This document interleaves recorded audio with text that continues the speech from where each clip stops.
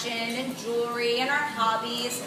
Pretty soon we were going to each other's dance shows. I was coming to her gymnastics meets.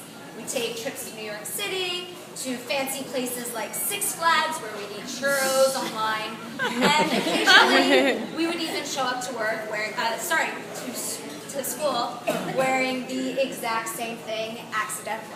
For real, we would show up, I was wearing black on top, white on bottom. Seema was the exact opposite. I swear it was unplanned. There was plenty of times where it was planned, but that time wasn't planned.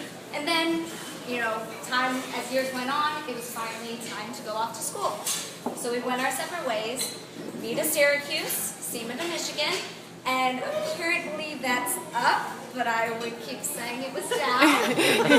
I now know sort of it's in the vicinity of where the plane on the bridal suite bags are. It's kind of somewhere around there. I'm not great with geography, but that's something she tried to help me with. But needless to say, we went our own ways, and kind of as you get older, you realize that sometimes the friends you had growing up are not the friends you have when you get older. Because, you know, you grow up and times change and the distance grows. And the only reason sometimes some of your older friends were your friends is because you lived within a 5-mile radius. Well, that's the exact opposite of what happened with Seema and I.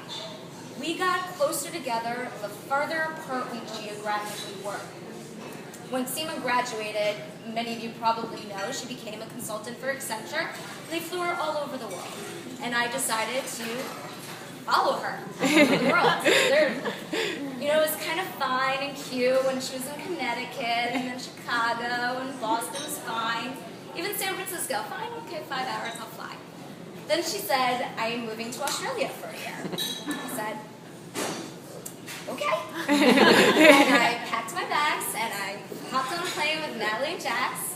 It was a very long plane ride, but we stayed there. It's much better than the short plane ride from Melbourne to Sydney behind a very drunk person, but that's a whole other story.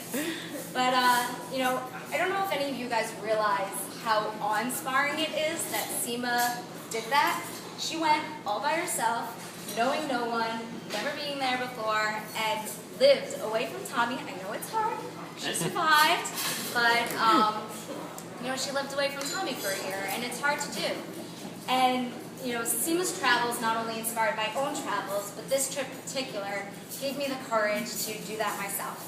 So last year, I lived in Tokyo for 3 months, and it was one of the best things I ever did in my life, but there's no way I would have done it if it weren't for you. And that's one thing Seema helps me with. She also taught me a fondness of travel, of the importance of having status on airlines and hotels. It's $75K on the way over. So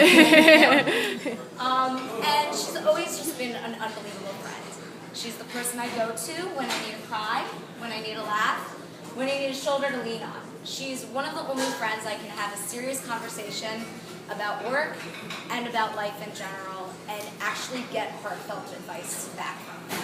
So Tommy, you're very lucky because you not only have such a beautiful piece of arm candy, but you have a woman who's smart, sophisticated, gorgeous, or as Jeff says, striking, and absolutely funny. And she's the only person I know who knows how to pronounce every single French restaurant properly.